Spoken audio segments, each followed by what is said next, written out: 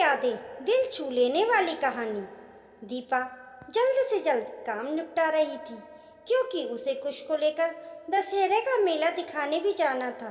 तभी चपरासी ने आकर कहा, मैडम, बहुत देर से एक साहब आपसे मिलने की प्रतीक्षा कर रहे हैं, उन्हें अंदर भेज दो। भेज दो, कहकर दीपा फिर फाइलों में व्यस्त हो गई। क्या मैं अंदर आ सकता हूँ? आवाज़ सुनकर दीपा चौंक पड़ी। वह सोचने लगी, ओह, ये तो शिव की आवाज़ लगती है। इतने सालों बाद यहाँ क्यों और कैसे आया है? हाँ, आइए। अपने दिल की तेज होती धड़कनों को काबू करते हुए दीपा ने कहा। पर्दा खुला और आशा के अनुरूप ही शिव दरवाजे से भीतर आया। जैसे ही उसकी नज़र दीपा पर पड़ी, वह चौंक पड़ा और हकलाते हुए बोला, दीपा तुम? मेरा मतलब है मैडम दीपा चौधरी, नगर आयुक्त। हाँ, मैं ही हूँ, कहिए किस काम से आना हुआ?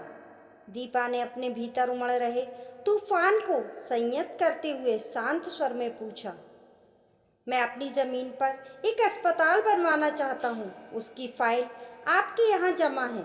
यदि अनुमति मिल जाती तो आपकी बड़ी कृपा होती, मैडम। शिव ने मैडम शब्द का पर खासा जोर दिया। अभी मैं जल्दी में हूँ, पहले सारे कागजात देख लूँ, जैसा होगा आपको मेरा स्टाफ सूचित कर देगा, कहकर दीपा अपनी कुर्सी से उठ खड़ी हुई। शिव उठकर बाहर चला गया।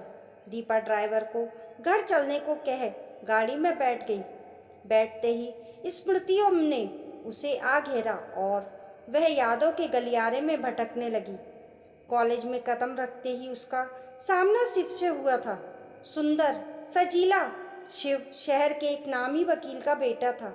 कॉलेज की हर लड़की शिव की दीवानी थी और कक्षा में लड़कियों की बातचीत का टॉपिक भी शिव ही हुआ करता था। दीपा के माता पिता शिक्षण से जुड़े थे और वे मध्यम वर्गीय परिवार से थी। गोरा रंग, लंबे बाल और तीखे नैन नक्श दीपा को खूबसूरत बनाते थे। वे पढ़ने में भी काफ़ी अच्छी थी, इसलिए लड़कियों के बीच शिव के प्रति दीवानगी देख वह हंसकर रह जाया करती थी। उसे शिव जैसे लफंगे लड़के बिल्कुल भी पसंद नहीं थे। कॉलेज आरंभ हुआ।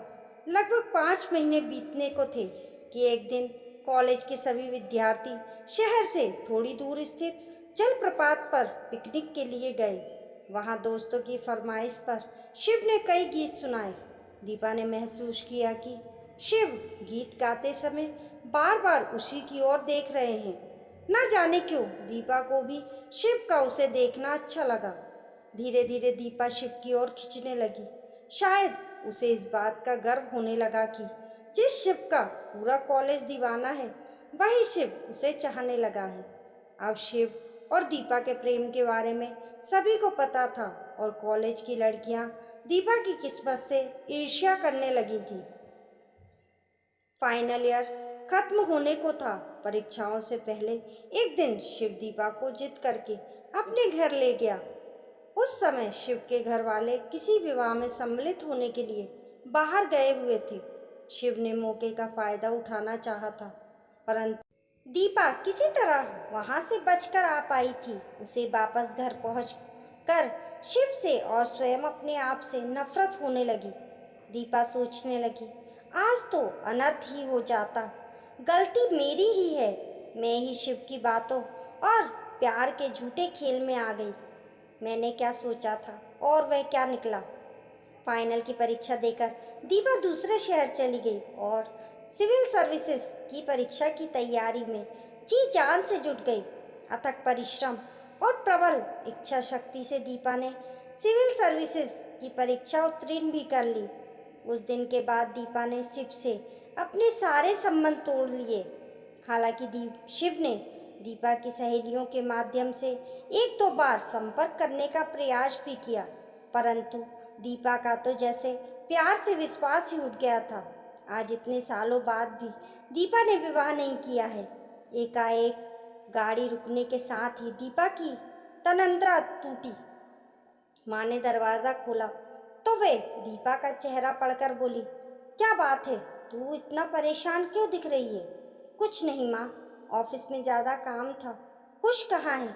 उसको आज मेला घुमाने का प्रॉमिस किया था मैंने। दीपा माँ से पूछ बैठी। कुछ तो बहुत देर से सच सवर कर बैठी है तेरे इंतजार में। कुछ नहीं तो 10 बार पूछ चुकी है कि मम्मा कब आएंगी। बेटा, तू कब तक विवाह नहीं करेगी? ठीक है, तूने खुश को अनाथ आश्रम से गोद लिया है, परंतु उसे भी तो पिता का प्यार चाहिए। और क्या तू नहीं चाहती कि तेरे अपने भी बच्चे हों? फिर लोग भी कैसी कैसी बातें करते हैं कि तू कुंवारी होकर एक बच्चे की माँ बन गई है। माँ ने हमेशा की तरह दीपा को समझाने की चेष्टा की। तब तक 4 साल छोटी सी प्यारी सी गोल मटोल कुश वहाँ आ गई और दीपा के गले में बाहें डाल दी। मम्मा, मैं कब से आपका वेट कर रही थी, मेला देखने चलो ना। रात को थक कर बिस्तर पर लेटी दीपा की आंखों से नींद कोसों दूर थी। रह रहकर शिव का चेहरा उसकी आंखों के सामने घूम रहा था। शिव उसका पहला और आखिरी प्यार था। दीपा सोचने लगी, पता नहीं शिव ने विवाह किया होगा या नहीं। क्या पता वह भी अभी तक मुझे ना भूल पाया हो। परंतु अगले ही क्षण उसका दिमाग उसकी भावनाओं पर हावी हो गया। ये कैसी मूर्खतापूर्ण बातें सोच रही हूँ मैं।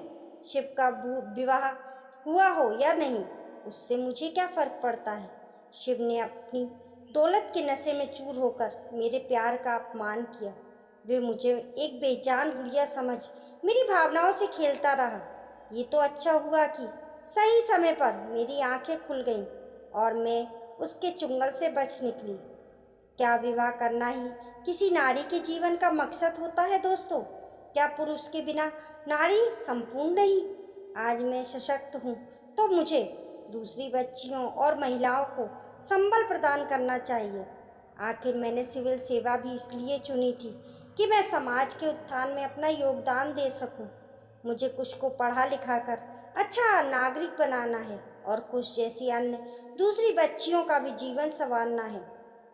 अब दीपा के दिमाग की उथल पुथल शांत हो चुकी थी और वह सोच रही थी कि कल ही वह निखिल की फाइल पर उचित कार्रवाई कर अपने स्टाफ से शिव को खबर भिजवा देगी, जिससे शिव को फाइल के बहाने उसके ऑफिस में बार बार आने का अवसर ना मिले। दीपा के जीवन से भी रात के काले अंधेरे विदा ले चुके थे और एक नई भोर का आगमन हो गया था। दोस्तों, आपको ये स्टोरी कैसी लगी कमेंट करके ज़रूर बताइए और पसंद आने पर लाइक और शेयर करें। ऐसी ही अच्छी अच्छी कहानियों के लिए चैनल को सब्सक्राइब करना ना भूलें। मिलते हैं फिर एक नई कहानी के साथ।